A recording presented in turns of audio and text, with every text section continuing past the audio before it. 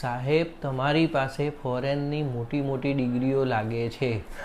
ના ના ના ના ના, મારી પાસે ફોરેનની એક બી ડિગ્રી નથી. હું પહેલેથી જ ભારતમાં જ ભણ્યો છું. ભારતના દર્દીઓ ઉપર અમે શીખ્યા છીએ. અમારા સર બધા ઓપરેશન કરતા હોય એ જોઈને અમે બધું શીખ્યા છીએ અને એમના ઉપર જ પ્રેક્ટિસ કરીને અમે શીખેલા છીએ. બરાબર. મોસ્ટલી ગુજરાત, રાજસ્થાન, ઇન્દોર અને મતલબ મધ્યપ્રદેશ અને મહારાષ્ટ્ર, આ 4 સ્ટેટના જ પેશન્ટ પર મને બધું જાણકારી મળી છે.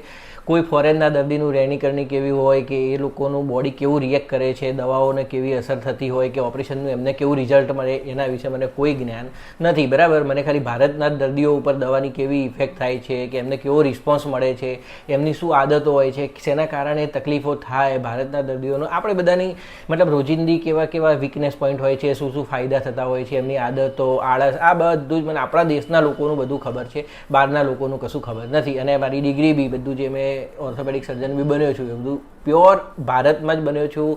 ભારતના લોકો જોડે જ શીખ્યો છું અને અત્યારે ભારતના લોકોને જ એની સારવાર કરી રહ્યા છીએ. ફોરેનના લોકો બી આવે છે ટ્રીટમેન્ટ કરાવવા માટે, પણ એ બી જે ભારતના જ લોકો બહાર ગયેલા હોય એ લોકો. બરાબર. ભૂરિયાઓની ટ્રીટમેન્ટ નથી કરી.